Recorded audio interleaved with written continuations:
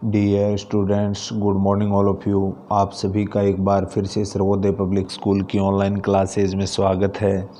प्यारे बच्चों, आज पढ़ेंगे अपन संविधान का जो राजनीतिक दर्शन है, अर्थात the philosophy of the constitution, उसके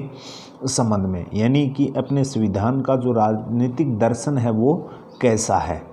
तो सबसे पहले तो अपने को संविधान का पता होना चाहिए कि अपन संविधान किसे कहेंगे। तो संविधान अपन कहते हैं किसी भी राष्ट्र के शासन के संचालन के लिए एक निश्चित नियम कानूनों का एक ऐसा समूह होता है जिससे किसी राष्ट्र का उस नियम कानूनों के तहत सफलतापूर्वक शासन का संचालन किया जाता है।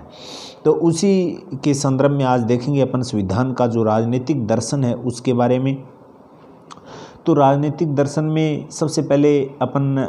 आज अध्ययन करेंगे अपन संविधान के दर्शन का आशय या अर्थ है। तो कानून समानता के विचार से संबंधित है। यानी कानून होता है, उसकी नज़र में सब क्या होते हैं, सम्मान होते हैं, और कोई भी कानून धर्म अथवा भाषा के आधार पर व्यक्तियों के बीच भेदभाव नहीं कर सकता। और इस संदर्भ में अपन ने समानता के अधिकार के संबंध में भी पढ़ा था कि राज्य, जाति, धर्म, लिंग, समुदाय आदि के आधार पर किसी भी प्रकार का कोई भेदभाव नहीं करेगा। यह बात अपन ने आर्टिकल 15 में पढ़ी थी, अनुच्छेद 15 में जो समानता का अधिकार था उसके अंतर्गत। और इसी के साथ अब अपन देखेंगे कानून और नैतिक मूल्यों के बीच गहन संबंध होने के कारण संविधान के प्रति नैतिक दृष्टिकोण अपनाने की आवश्यकता है। नैतिक मूल्य वो होते हैं जो अपने निर्दिष्ट जो एक कर्तव्य होते हैं उसका ईमानदारी के साथ सर्वहित में किया गया जो कार्य होता है, उसी के आधार पर अपन एक प्रकार से जो कार्य किए जाते हैं उनको अपन नैतिक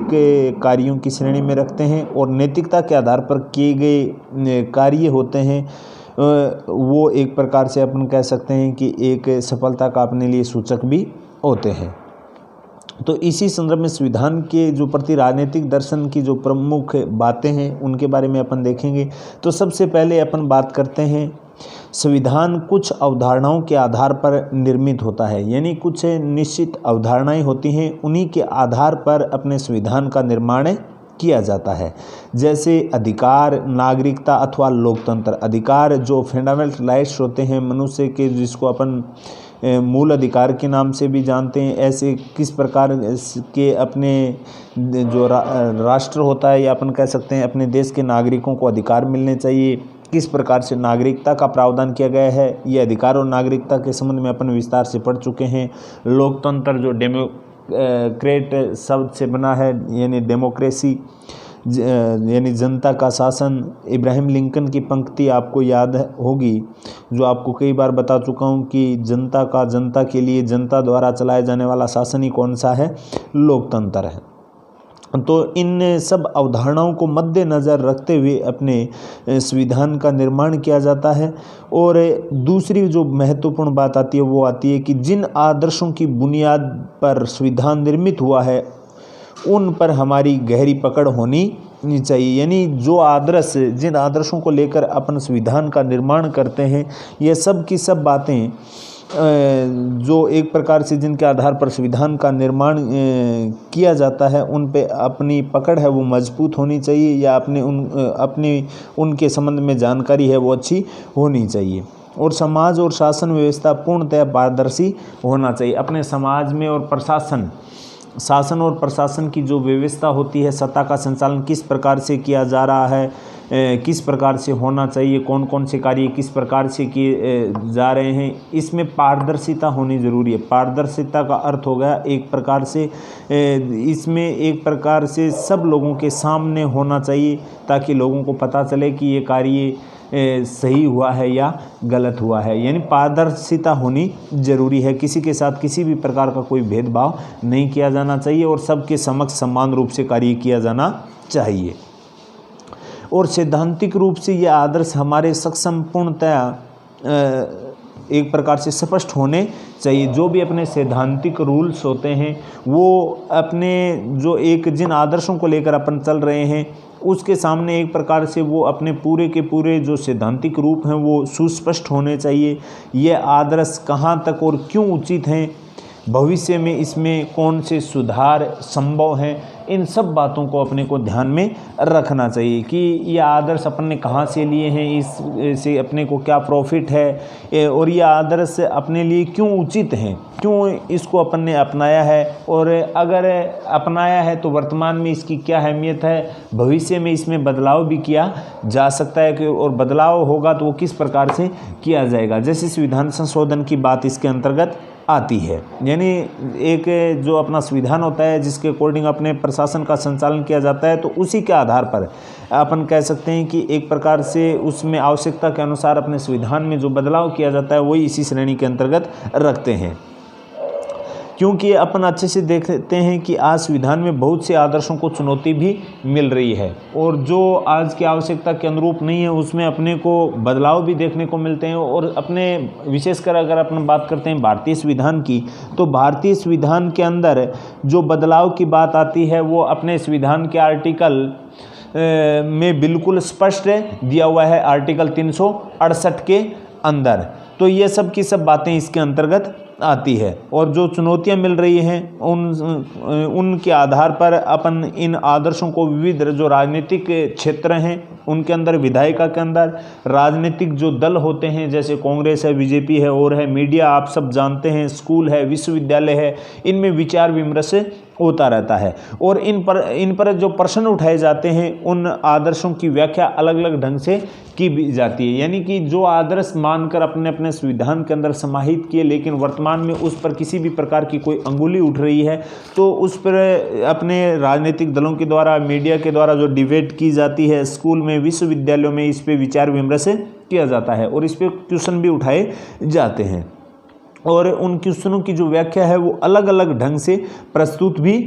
की जाती है और इन आदर्शों की अलग अलग ढंग से की गई व्याख्याओं के कारण आपस में आप अच्छे से जानते हैं विरोध भी होता है, कोई उसके पक्ष में बोलता है और कोई विपक्ष में बोलता है। इसके आधार पर पक्ष और विपक्ष में आपस में विरोध भी उत्पन्न होता है इन अवधारणाओं के संबंध में। और संविधान की इस विरोधाभास को समाप्त करने में एक पंच जिसको अपन निर्णायक की भूमिका का निर्वहन करता है कि इसमें किस प्रकार से सुधार किया जाना चाहिए, कैसे किया जाना चाहिए, ये सब की सब बातें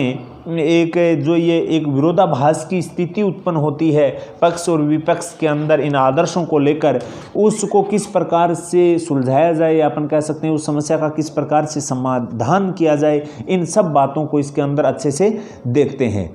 तो ये जो चुनौतियां हैं उनको अपने को एक प्रकार से राजनीतिक क्षेत्रों में, विधायिका में, राजनीतिक दलों द्वारा, मीडिया द्वारा, स्कूल विश्वविद्यालयों में जो विचार विमर्श किया जाता है और इस विचार विमर्श के द्वारा एक ऐसा उचित निवारण भी करना चाहिए उस समस्या का ताकि सर्वहित में कोई निर्णय लिया जा सके जो निर्णायक होता है उसके द्वारा। तो ये सब की सब बातें इसके अंतर्गत आती हैं। इससे आगे अपन देखते हैं संविधान जो लोकतांत्रिक बदलाव का एक क्या है, साधन मानते हैं। तो अपन से पूछा जा सकता है कि संविधान लोकतांत्रिक बदलाव का साधन कैसे है। तो अपन अच्छे से जानते हैं संविधान है वो एक प्रकार से लोकतांत्रिक व्यवस्था का एक अनूठा उदाहरण अपने सामने होता है जिसके तहत लोकतांत्रिक व्यवस्था में शासन का संचालन किया जाता है और संविधान लोकतांत्रिक परिवर्तन का एक साधन भी है क्योंकि राज्य को निरंकुश आचरण करने से क्या करता है, रोकता है। और क्योंकि अपन अच्छे से ये भी जानते हैं कि संविधान के अंदर शासन, लोकतांत्रिक शासन व्यवस्था संचालित करने के निश्चित क्या होते हैं, नियम कानून होते हैं और उन नियम कानून के दायरे में रहकर ही जो सत्ता पक्ष होता है उसके द्वारा इस शासन का संचालन किया जाता है और समाज में गहन परिवर्तन के लिए शांतिपूर्ण लोकतांत्रिक साधन प्रदान करता है। शांतिपूर्ण का मतलब होगा एक प्रकार से बहस करते हुए या आपस में पक्ष विपक्ष में तर्क वितर्क करते हुए या शांतिपूर्ण आंदोलन कर उसमें अपनी उचित मांग के लिए एक प्रकार से आंदोलन की जो अपना संविधान परमिशन देता है, ये सब की सब बातें इसके अंदर समाहित होती हैं। और इस संबंध में पंडित जवाहरलाल नेहरू ने भी एक अच्छा वक्तव्य अपने सामने रखा था कि और अपनी बुक में भी स्पष्ट लिखा हुआ है कि पंडित जवाहरलाल नेहरू के अनुसार संविधान सभा की मांग भारतीय जनता की आत्मनिर्णय की मांग है। यानी कि अपने संविधान का जब निर्माण किया गया था, कैबिनेट मिशन हिंदुस्तान में आया जिसके तहत एक निश्चित सदस्यों की अपने संविधान सभा का गठन किया गया ये पूरी प्रोसेस जब चल रही थी, संविधान की मांग चल रही थी, साथ में उधर सेकेंड वर्ल्ड वार चल रहा था, तो ये उस सेकेंड वर्ल्ड वार के दौरान ही इस प्रकार की जो ये मांग उठने लगी थी। उस संबंध में पंडित जवाहरलाल नेहरू ने कहा था कि ये भारत के अंदर जो संविधान के निर्माण की बात हो रही है वो कोई एक दो व्यक्तियों के द्वारा नहीं की जा रही है, ये भारतीय जनता की एक आत्मनिर्णय की क्या है मांग है, यानी कि एक पब्लिक की मांग है ये। और भारत अपने अतीत के सामाजिक और राजनीतिक ढांचे के आवरण से निकलकर नए आवरण को पहनने की तैयारी कर रहा है। यानी कि प्राचीन समय में जब अपन ब्रिटेन के अधीन थे, ब्रिटेन के औपनिवेशिक अधीनता अपने स्वीकार कर रखी थी, तो उस प्रकार के आवरण को छोड़कर अपन एक नए सामाजिक और राजनीतिक ढांचे में परिवर्तित होना चाहते थे। तो ये सब की सब बातें इसके अंतर्गत आती है। यानी कि बिल्कुल स्पष्ट लिखा हुआ है कि भारत में अतीत का अर्थ होता है एक प्रकार से जो पुरानी व्यवस्था अपनी चली आ रही थी, जो अपन ब्रिटेन के लोगों के अधीन थे, ब्रिटिश सत्ता के अधीन थे, उससे छुटकारा पाकर नए सामाजिक और राजनीतिक जो ढांचा है उस प्रकार के आवरण को पहनने की अपन क्या कर रहे थे, तैयारी कर रहे थे। और सामाजिक ऊंच नीच के बंधनों को तोड़कर स्वतंत्रता, जिसे अपन लिबर्टी बोलते हैं, समानता, इक्वलिटी और जस्टिस, न्याय जैसे नए युग में प्रवेश अपन करना चाह रहे थे, ताकि अपने ऊपर जो हो रहे घोर अत्याचार हैं उनसे मुक्ति मिल सके। और सामुदायिक रूप से संविधान कमजोर वर्ग के लोगों को उनका उचित अधिकार प्रदान करने की भी शक्ति प्रदान करता है, जिसमें संविधान में अपने अच्छे से जानते हैं कि जो मूल रूप से जो पिछड़े हुए लोग हैं उनके लिए अनेक जो प्रावधान हैं वो अपना संविधान के अंदर किए गए हैं, जिसमें अपन समानता की बात करते हैं, मूल अधिकारों की बात करते हैं, कर्तव्य की बात करते हैं, राज्य की कर्तव्य की बात करते हैं। ये सब की सब बातों का जो प्रावधान है SC ST OBC है और है जो पिछड़े वर्ग के लोग हैं उनके उत्थान के लिए, उनको सामान्य विकास की मुख्य धारा में जोड़ने के लिए अनेक प्रकार के प्रावधान अपने संविधान के अंतर्गत किए गए हैं, ताकि अपने जो भारतीय जो राष्ट्र है उसमें अपने समाज के अंदर रहने वाले लोगों को, जो पिछड़े दलित समुदाय के लोग हैं, अनुसूचित जाति जनजाति अपन कह सकते हैं, इन सब लोगों को एक विकास की मुख्य धारा में जोड़ने के लिए अनेक प्रकार के उपबंध हैं वो अपने संविधान के अंदर दिए हुए हैं, ताकि अपने समाज को क्या बनाया जा सके, इक्वल बनाया जा सके। तो ये सब की सब बातें अपने संविधान के अंदर दृष्टिगोचर होती हैं। इसके आगे का जो पार्ट है इस संविधान के जो एक प्रकार से अपने आदर्श हैं उसके संबंध में देखेंगे अपन आगे की नेक्स्ट कक्षा में। आज के लिए इतना ही, धन्यवाद।